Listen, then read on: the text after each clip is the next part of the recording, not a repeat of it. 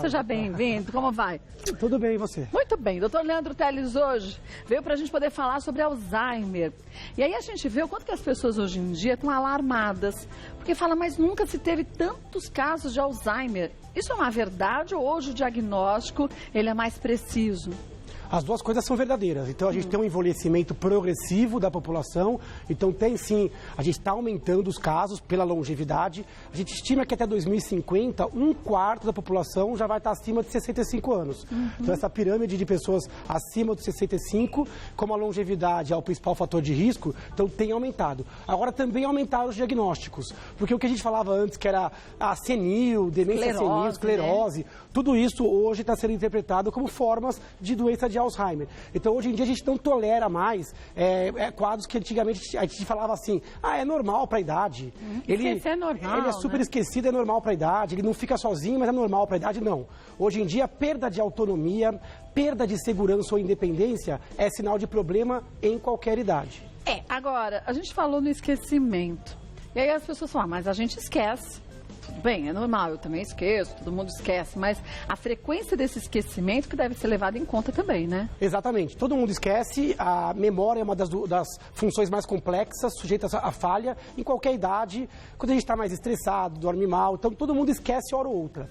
A pessoa com demência, e o Alzheimer é um tipo de demência, ela não tem só o esquecimento, ela tem um esquecimento intenso, frequente e progressivo para coisas com alta relevância. Ela não esquece só coisas do dia a dia, ela esquece coisas importantes. Passar um recado importante, pagar uma conta. Que deixou o fogo ligado. Outra coisa que não é um esquecimento, às vezes, como o nosso, que você esquece e logo depois lembra. Quer dizer, lembra que esqueceu, retoma, né? Eu encontro alguém no elevador, não sei quem é. Logo depois vem a informação. Fulano, é verdade. Esse é um problema de evocação, de trazer à tona. A pessoa com Alzheimer ela tem uma dificuldade de fixar novas memórias. Às vezes a informação se perde completamente. Outra coisa, surge, a pessoa se perde em lugar conhecido, pode ter dificuldade de fazer coisas que antes tinha facilidade. Então a intensidade é bem diferente, o contexto é diferente. Pode ter sintomas psiquiátricos, então pode mudar a personalidade, o comportamento. Então é diferente o esquecimento do dia a dia e a doença de Alzheimer. Você falou de mudar a personalidade, ou pode intensificar a personalidade, né? Se a pessoa já era agressiva, com Alzheimer, em alguns momentos, ela se torna muito mais agressiva. As duas coisas são possíveis. Tem pessoas que às vezes exacerbam uma característica, nossa, ele era super autoritário, com a doença ficou mais. E às vezes existe uma transformação. Nossa, ela era de um jeito, passou a ser de outro. Às vezes a pessoa era mais introspectiva e fica mais animada. Às vezes até melhora em alguns aspectos. A pessoa era mais depressiva depois da doença, porque o Alzheimer ele pega o cérebro como um todo, né? Então a pessoa pode ter transformações não só na cognição, mas também na performance emocional. Tá. Bom, vamos para os nossos mitos e verdades, que tem muita coisa para a gente falar sobre Alzheimer hoje.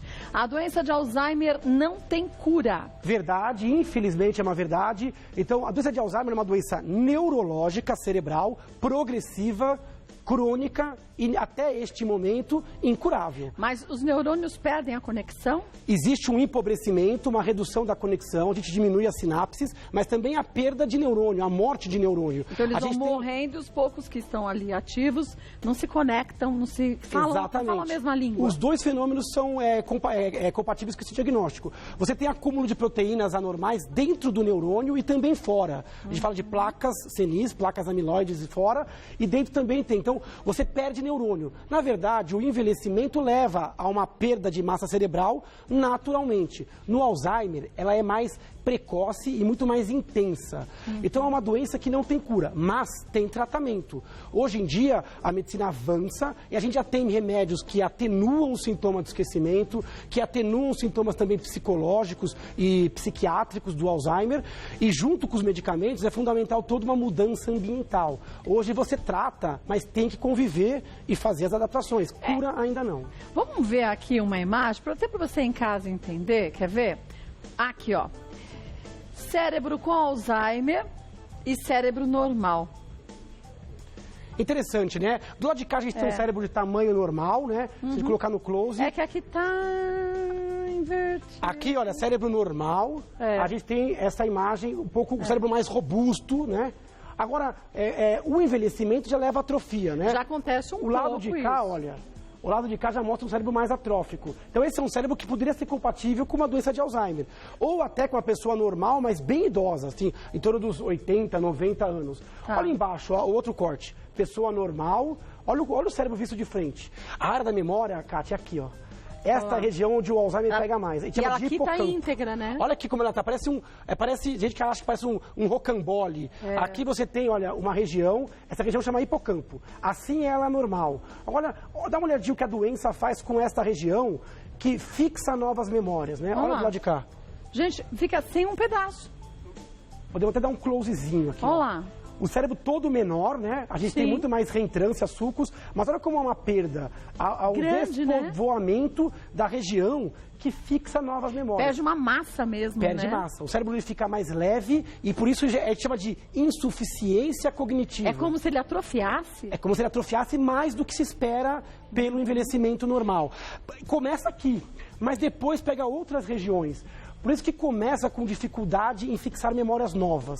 Mas depois o paciente pode se perder, pode ter dificuldade de levar a cabo uma tarefa, pode ter dificuldade em reconhecer pessoas familiares, pode ter dificuldade de resolver cálculos simples. Então a doença ela é progressiva e pega mais do que a memória. Agora, em alguns casos, quando a doença vai evoluindo, pode chegar a pessoa também não conseguir mais engolir, não consegue segurar a urina. Você está falando da forma final. Né? Isso pode acontecer. Se a pessoa tiver uma boa longevidade, depois de 8, 10 anos, às vezes, de doença de Alzheimer, e a pessoa não falece por outros motivos clínicos, ela pode entrar na fase final, onde você já tem dificuldade para caminhar, você já tem dificuldade para engolir, mostrando que já cometeu áreas não só relacionadas à intelectualidade. Por isso que você falou que vai acometendo, em alguns casos, outras áreas importantes. Exatamente. Cérebro, é uma doença lentamente progressiva. Por isso que a gente fala que tem que saber conviver com ela. Não é uma sentença de morte.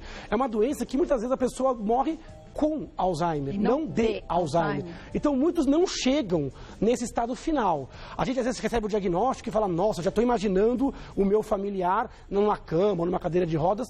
Calma. Primeiro que ela comete pessoas já de mais idade, que já, às vezes, até atingiram a expectativa de vida média da população.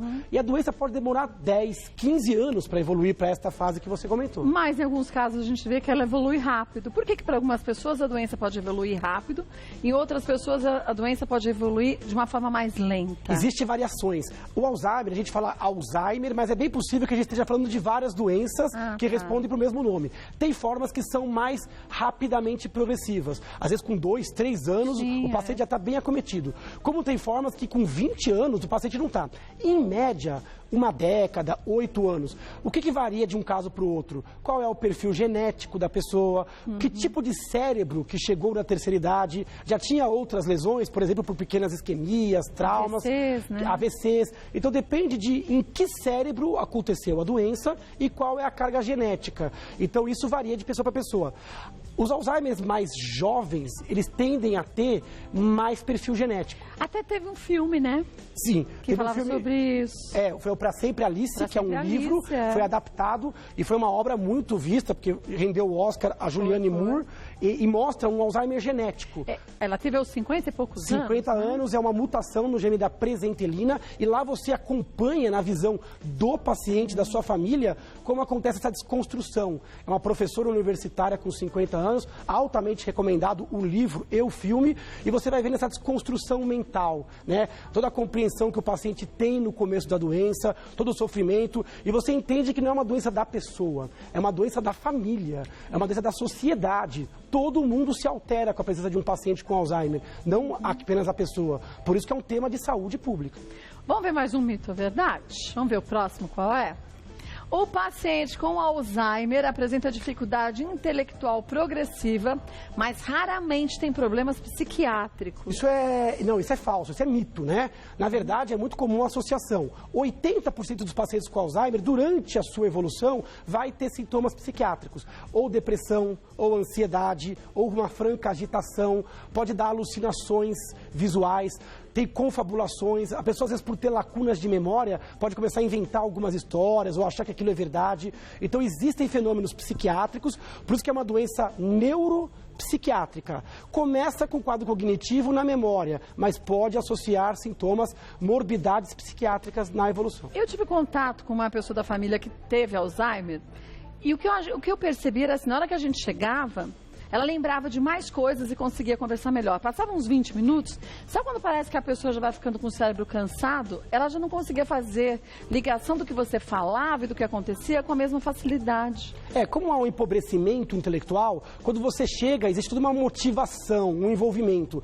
Aquela parte emocional. Exatamente, né? a parte emocional acaba carregando. E você começa a falar de coisas que estão acontecendo naquele momento. O paciente com Alzheimer é capaz de bater um papo, de se divertir, ele é capaz de falar sobre histórias antigas, principalmente no começo da doença. Lembrando de detalhes absurdos. Detalhes que você não se recorda. Eu não lembrei de metade. Por quê? Porque como ele tem dificuldade em fixar novas memórias, ele pode ficar um pouco preso mais no passado. Sabe, eu gosto de usar uma analogia como se fosse um videocassete.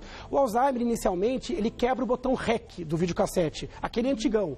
Sim. Você não consegue gravar coisas novas. Agora, você consegue assistir fitas voltar a fita antiga, né? Então, você coloca uma fita antiga e dá o play, normal. Ela lembrou, menino, que me encontrou há 16 anos atrás, aonde foi, de que jeito foi, com quem eu fui, de que forma... E eu falei, gente, eu nem lembrava de aquilo para disso. Ela é recente. Aquilo é o arcabouço, aquilo que vai te conectar emocionalmente. Então, para ela, essa memória antiga, ela é muito superficial, ela é muito intensa naquele momento. Mas o paciente se cansa. Começa a ter muita referência, aquele esforço mental pode fazer o paciente ficar um pouco irritado. Por isso que parece que ela vai caindo. Vai caindo. Aí ele vai ficando, às vezes, um pouco mais aéreo e perdido na conversa. Então, é importante, às vezes, essa relação ser mais rápida, você ajudar o paciente a direcionar a conversa, né? Não ficar batendo no presente, porque aí ele tá o calcanhar de Aquiles dele. E ali quem não lembra? Às vezes você tem que entrar um pouco no clima, né? Porque você não pode, às vezes, bater, dar murro em ponta de faca, a gente fala, né? Às vezes bater bem na dificuldade e não bater naquilo que sobrou. Mas talvez por isso a família demore tanto para levar um médico, vendo o sintoma, que você imagina, ela lembra disso aqui, que eu nem me lembro. Deve ser uma fasezinha, deve ser estresse. Exatamente. E aí isso retarda essa negação inicial, né? Ela atrasa. Hoje em dia no Brasil, a gente faz diagnóstico mais de formas moderadas a graves e raramente faz diagnóstico precoce, onde o paciente iria se beneficiar mais dos ajustes. Então, geralmente, a pessoa vai para o médico quando alguma coisa grave aconteceu, né? Quando o paciente, obviamente, já está totalmente acometido. É raro você ir com a forma inicial, onde a pessoa conversa bem, mas, obviamente, esquece coisas que aconteceram na sua vida recente. Voltando com o Dr. Leandro Teles, vamos ver mais um mito ou verdade? Vamos ver o próximo qual é? Vamos embora. O diagnóstico da doença é confirmado na ressonância magnética. Isso é um grande mito, né? É um mito. Na verdade, o diagnóstico ele nasce de uma entrevista e de alguns testes feitos pelo médico. Então, é na consulta clínica, nesses testes, que um bom clínico geral, um geriatra, um neurologista ou mesmo um psiquiatra, também com experiência nesses quadros, vai dar o diagnóstico. Muitas vezes, o médico até pede uma tomografia ou uma ressonância e alguns exames de sangue. Isso visa afastar outras doenças que simulam o Alzheimer. E não o diagnóstico do Alzheimer em si, né? A ressonância, em formas moderadas a graves, ela pode ajudar o médico, porque ele vai ver essa perda mais focalizada. Massa, né? A perda não é tão global, ela vai ser mais na região da memória. Então, os exames ajudam o médico, mas o mais importante não é o exame, é a entrevista e o exame físico, clínico e neurológico feito no consultório. Várias doenças simulam Alzheimer. Então, às vezes, carência de vitamina B12, depressões graves no idoso, pode simular um Alzheimer. Sangramentos cerebrais, pequenos AVCs que durante a vida vão se acumulando, tudo isso pode simular uma doença de Alzheimer. Por isso que é bom levar sempre essa pessoa ao médico. Percebeu que está esquecendo um pouquinho demais, passou dos seus 60 anos, não custa, né?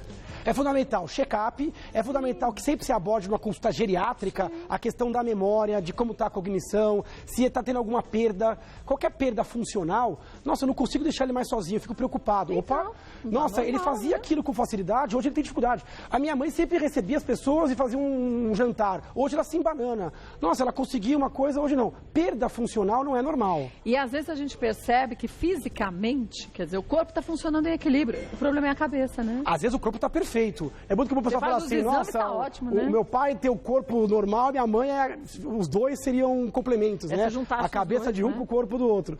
No Alzheimer, você tem essa desconstrução intelectual. Tem que atentar para fazer o diagnóstico o quanto antes. Vamos ver mais um mito, Bora. verdade? Tem perguntas depois. O ideal no cuidado com o paciente mais grave é nunca aceitar os esquecimentos e sempre explicar as coisas novamente. Isso é um mito. mito, né? Eu já falei aqui na última pauta, nem sempre, na medicina e no amor, nem sempre, nem nunca. Como nunca aceitar os esquecimentos? Esse é o maior erro. Você tem que ter uma resignação. Esse paciente, ele é esquecido, né? Lógico que e não porque quer. É lógico que você não vai privá-lo, você vai estimulá-lo da maneira correta, mas ficar batendo, tem gente que fica argumentando e aí fica aquele baita estresse. Como que você esquece disso? É óbvio, eu já te mostrei, é a 10ª vez que eu falo. Não, às vezes tem que entrar no clima, distrair o paciente. Às vezes a causa da agressividade é essa coisa de a pessoa querer peitar o paciente medindo com a própria régua, né?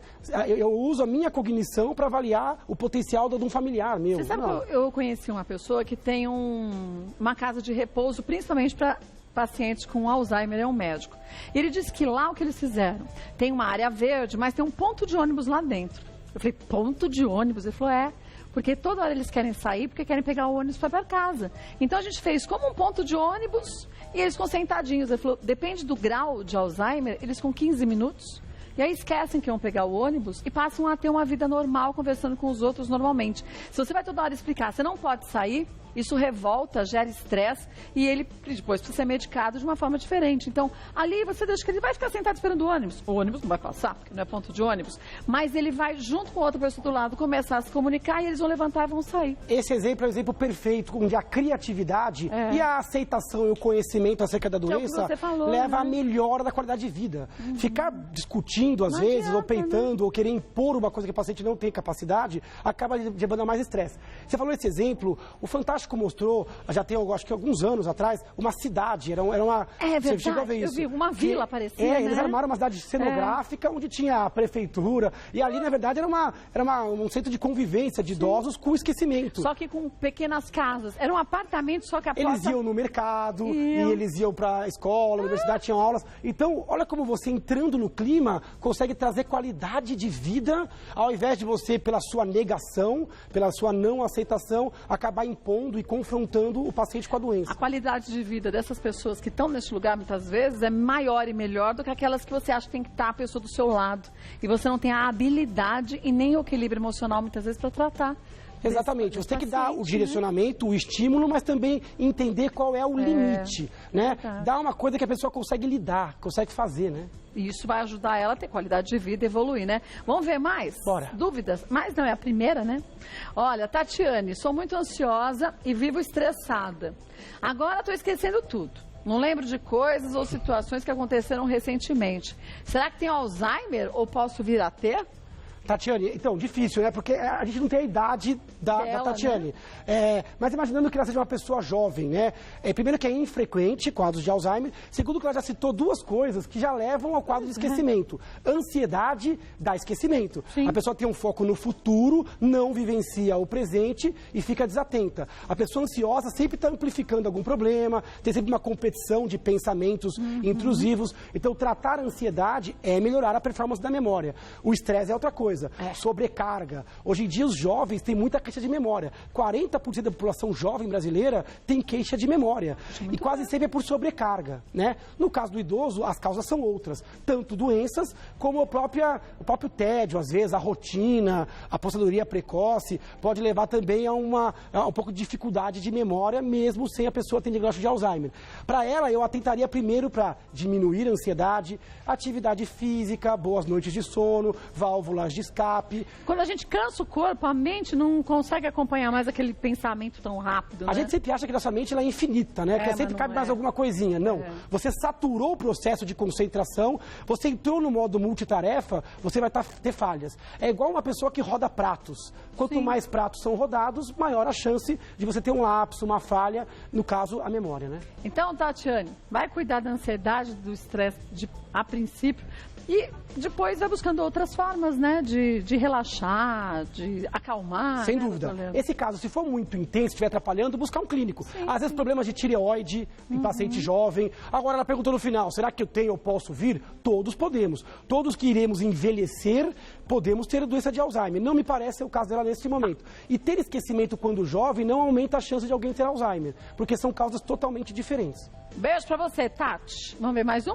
Bora. Juliana, meu avô teve Alzheimer e faleceu há 5 anos. Eu tenho maior risco de ter a doença futuramente? Boa pergunta, né? O Alzheimer, ele tem algumas causas que são genéticas e tem causas que são ambientais. A causa genética, ela acontece em algum grau em Alzheimer esporádicos, esses acima de 60 anos. No caso, ter um familiar de primeiro grau com Alzheimer aumenta um pouquinho o seu risco. Então, quem tem familiares já tem que ficar um pouco mais atento. Não quer dizer que você vá ter, não é determinado. Quando o Alzheimer acontece antes dos 60 anos, o risco dos filhos é um pouco maior, como no caso do filme que você citou. Mas esses Alzheimer são raros. Então, quanto mais velha a pessoa teve Alzheimer, menor a chance de um descendente ter. Mas a chance é maior do que a população geral. Então, genética e longevidade são 2 fatores não modificáveis. Você não consegue mudar. Você vai envelhecer e seu código genético está aí. O que você consegue mudar? Seus hábitos de vida. Se você tiver uma boa alimentação, boa atividade física, buscar alta escolaridade, você vai estar combatendo os fenômenos ambientais. Você reduz em 40% o seu risco de ter Alzheimer. Aqueles testes que a gente vê, hoje em dia tem até aplicativos que trabalham mais a atenção, o estímulo da memória, ou então áreas do cérebro que a gente não está acostumado a usar no dia a dia. Isso tudo ajuda a gente a evitar degenerações assim? Ajuda. Tudo que você tira o seu cérebro da zona de conforto, o desafio ajuda. No dia a dia, mudando caminhos, alternando talheres, tendo conversas interessantes. Fazer as coisas como eu espero. Tudo que você estimular o seu cérebro, você vai combater o sedentarismo mental. Atividade aeróbica. Acabou de sair um estudo, essa semana agora, o que eles fizeram no estudo? Pegaram pessoas de 40 anos e fizeram ressonância em todo mundo. E aí, depois de 20 anos, repetiram essa imagem, para ver quem perdeu mais massa cerebral. Eles perceberam que aqueles que eram menos sedentários foram os que mais se protegeram, menos perderam o cérebro. O exercício físico, ele diminui a perda neurológica. Compensar doenças como diabetes, hipertensão, dislipidemia, colesterol alto, apneia do sono, diminuir a gordura intraabdominal, tudo isso é importante para você ter um cérebro de massa normal. Quer dizer, ter saúde, né? Você chega preservado. Mesmo que você tenha Alzheimer, ele vai ser mais tardio e mais leve. Então você chega com uma condição de combater a doença muito melhor. Quer dizer, o corpo fica forte para combater. Fica forte. Então você não consegue mudar os fatores não modificáveis, genética e idade. Mas você consegue mudar os hábitos. E quanto antes você mudar, isso que esse estudo mostrou. As pessoas mudaram aos 40 anos para colher o fruto 20 anos depois. E eles conseguiram sim evitar a perda de tamanho de massa cerebral. Muito bom. Vamos ver mais uma? Giovana, por que pessoas com Alzheimer tendem a ficar agressivas? Minha tia tem Alzheimer há 4 anos e agora está apresentando sintomas de agressividade. O que fazer para lidar com isso? Isso é muito comum e é um dos sintomas mais difíceis de lidar para a família, para os cuidadores, né? Isso, a agressividade é causa, às vezes, de institucionalização ou de cuidador 24 horas, é difícil. O paciente com declínio cognitivo, ele fica mais agitado, ele não compreende o presente, ele reverbera ideias que às vezes são falsas, né? Tem alguém me fazendo mal, tem alguma coisa ruim para acontecer. Às vezes à noite resolve sair porque acha que é dia. Às vezes acha que é dia. Então, a primeira coisa, é importante que as pessoas que cuidam dessas pessoas sejam habilitadas, sejam treinadas. Porque às vezes é uma questão de acalmar o paciente, não encostar nele, tentar desviar um pouquinho o foco, falar de forma baixa, tranquila e conduzir a uma zona de maior tranquilidade e conforto. O médico tem que ser imediatamente avisado, porque às vezes isso é o efeito colateral dos remédios da memória, por exemplo. Às vezes são noites mal dormidas, ou às vezes o médico tem que dar um remédio para tranquilizar, para acalmar um pouquinho o paciente. Então, é um fenômeno comum, tem várias causas. Se a agressividade é de uma hora para outra, às vezes até exames para ver se não é uma infecção urinária, às vezes é uma alteração no sangue, uma gripezinha que está começando. Então é fundamental reconhecer o problema, não amplificá-lo e conduzir para o médico que está acompanhando o caso. Então, Giovana, conversa com o médico da sua tia, tá? E passa isso direitinho, tudo que está acontecendo. Agora, a Rose, é verdade que o Alzheimer é mais comum em mulheres? É verdade. E por quê? Na verdade, a gente tem 3 mulheres para cada 2 homens. Então, um pouquinho mais comum em mulheres. É porque a gente vive mais. Isso é uma das explicações, que é verdade, aliás. A expectativa de vida da mulher é maior, os caras vão se perdendo pelo caminho e a mulherada vai que vai. Hoje a gente tem muito mais viúvas do que viúvos. Mas vamos lembrar que o estresse da mulher de hoje em problemas de coração e outros, já está quase que igualando. Então a gente vai empatar esse jogo, então, lá no futuro. Frente. Mas não é verdade? É verdade, porque a causa cardiovascular mata muito o homem, o estrógeno protege a mulher até a menopausa, contra infarto, alguns outros eventos que podem levar ao óbito, mas essa é uma das explicações. Mulher vive mais, por isso tem um pouquinho mais de Alzheimer. Mas mesmo se você ignorar essa informação, fizer um ajuste estatístico, a gente vai perceber que ainda tem um pouquinho mais de mulher. Existem fatores desconhecidos, talvez genéticos, que mostram um risco um pouquinho maior para mulheres do que para homens. Agora, gente, é importante a gente não ter preconceito em relação a essa doença também. Porque às vezes as pessoas não comentam com um círculo de familiares, de amigos, por terem vergonha do assunto. E aí que a gente faz uma grande bobagem, porque a gente não troca experiências, Exatamente. A pior coisa é isso, é o preconceito, é tapar o sol com a peneira, é esconder dentro de casa. Você precisa falar, porque é uma doença como qualquer outra. Sim. É uma doença que não é uma sentença de morte, não é uma certeza de infelicidade. Na verdade, é uma insuficiência como se fosse uma insuficiência renal, do fígado, do pulmão. É possível ter vida com felicidade e alegria mesmo depois de um diagnóstico como esse. Então é importante você se armar contra a doença e não esconder e acabar encarando da pior maneira possível, né? É verdade. Busque um diagnóstico, gente. Seja do problema de saúde que for, o quanto antes. Quanto antes a gente recebe o diagnóstico, mais rápido a gente compreende a doença e mais fácil da gente, independente da doença, a gente retardar esse avanço dessa doença. Né? Além do remédio entrar antes, a família se prepara antes. É importante ter um médico de confiança do lado. Qual é a próxima fase, doutor? Qual a melhor forma de passar por esse problema? Então, quando você tem uma equipe multidisciplinar ao seu lado, um bom terapeuta ocupacional, quando você tem um bom clínico geriatra, você consegue se fortalecer e levar da forma mais tranquila possível. E se for o caso, e a gente já falou isso umas vezes lá atrás, eu acho que é legal a gente sempre repetir, se não tem como você cuidar da pessoa dando segurança, qualidade de vida, que busque um local que faça isso, com um acompanhamento médico, mas sem se punir por isso também, porque não é um abandono, Porque né? muita gente tem isso na cabeça, né? Eu vou colocar no asilo, mas é minha mãe. Tem que tomar um pouco de cuidado. Cada paciente vai demandar uma conduta. Às vezes isso às vezes, em alguns momentos, isso é um bem ao paciente. Às vezes não. Cada família é de um jeito. É importante que essa hora a família tem que se unir, se fechar. Não pode deixar estourar na mão de uma pessoa.